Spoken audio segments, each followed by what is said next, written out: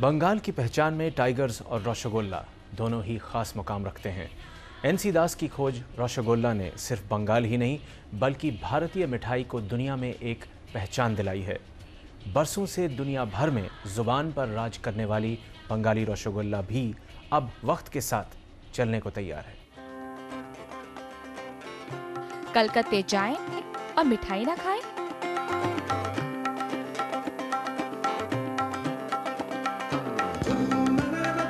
पर कलकत्ते में मिठाई खाएं और रसगुल्ला भूल जाएं? ऐसा भी हो सकता है क्या?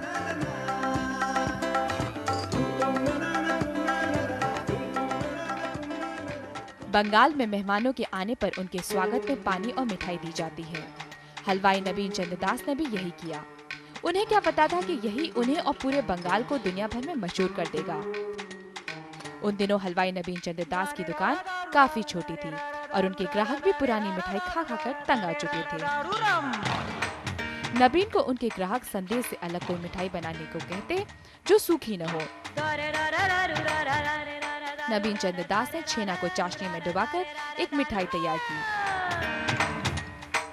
और उन्होंने अपनी इस मिठाई से दुकान पर आए एक ग्राहक का स्वागत किया।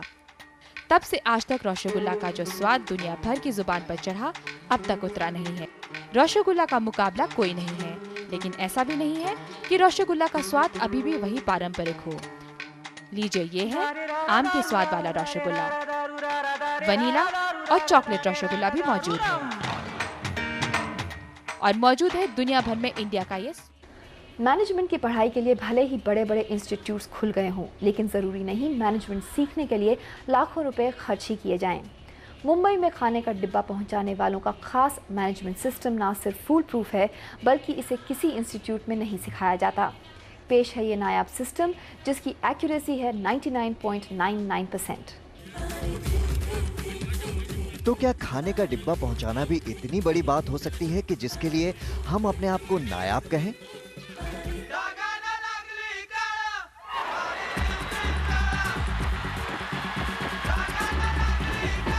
पर मुंबई के डिब्बे वालों का ये साधारण सा लगने वाला काम वास्तव में असाधारण है। और अगर अमेरिकी पत्रिका फोर्ब्स ने इनके काम को 6 सिग्मा रेटिंग्स में बड़ी बड़ी मल्टीनेशनल कंपनीज से बेहतर बताया है तो कोई बात तो जरूर होगी।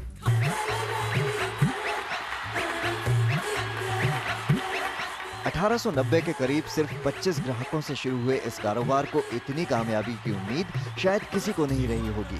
फिलहाल इस कारोबार में करीब 5000 लोग काम करते हैं जो लगभग 5 लाख लोगों को उनके घर का खाना पहुंचाते हैं।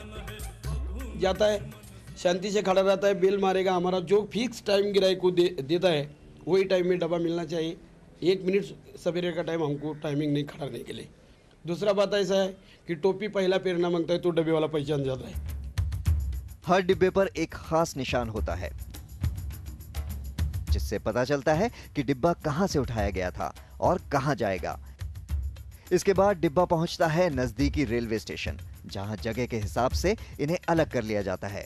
अपने तय स्टेशन पर पहुंचने के बाद इन्हें उस क्रम में रखा जाता है जिसमें डिब्बे पहुंचने होते हैं और फिर इन्हें साइकिल, ठेले या सिर पर ढोकर इनका बेसब्री से इंतजार कर रहे लोगों तक पहुंचा दिया जाता है। It is really surprising. I tell you, we are in courier business. We have got local network. लेकिन इससे भी हिंदी इससे भी अच्छा है इन लोग की एक सरप्राइज ही है कैसे ये लोग नेटवर्क इतना बनाए रखे हुए हैं इतने टाइम से। और सबसे particular they are in time. हर महीने इस नायाब सर्विस की कीमत होती है लगभग 250 रुपए। नायाब इसलिए क्योंकि इनसे होती है 80 लाख टिफिन पर सिर्फ एक गलती। क्या ऐसा कहीं और हो सकता है? करीब 40 साल पहले सिर्फ 80 रुपए से शुरू किया गया एक कारोबार आज 315 करोड़ रुपए से भी ज्यादा का हो गया है। ये कोई चमत्कार नहीं बल्कि कड़ी मेहनत और लगन का नतीजा है।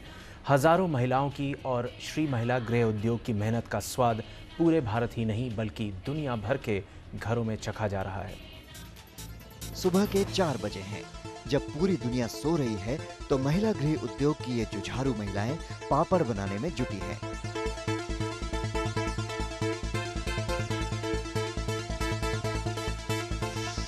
आप यकीन करें या नहीं, ये वही हैं जिन्होंने 1959 में अपना कारोबार शुरू किया था। इसे शुरू करने वाली 7 महिलाएं थीं और उनकी जमा पूंजी थी मात्र 80 रुपए। लेकिन आज इनके साथ 40,000 से भी ज्यादा महिलाएं जुड़ चुकी हैं। यहाँ पे पहला सभी ब्रांच में, हमारी मुंबई में 16 ब्रांचेस है, वहाँ पे सभी ब्रांच में एक ही ब्रांच। सुबह 4 बजे बहनों आती है, आटा बनाने का काम पहला शुरुआत होता है, फिर आटा बना के फिर पैकिंग का काम चालू शुरुआत होता है। पहला पापड़ देने का, आटा लेने का, बाद में वनाई देते हैं। रोज का रोज सब होता है। इस कंपनी का जाल पूरे देश में फैला हुआ है। कंपनी कच्चा माल भूटान, ईरान और कोचीन से मंगाती है।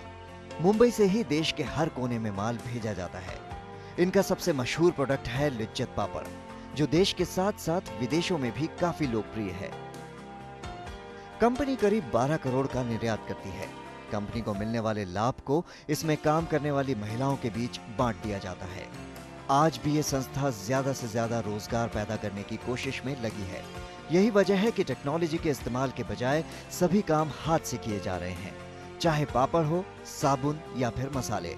आज इनके बनाए जाने वाले सामान घर घर में इस्तेमाल हो रहे हैं, शायद आपके घर में भी। हिंदुस्तान कई ऐसी और अनोखी दास्तानों से भरा है। ब्रेक के बाद बताएंगे कुछ और पल अपने इसी भारत में।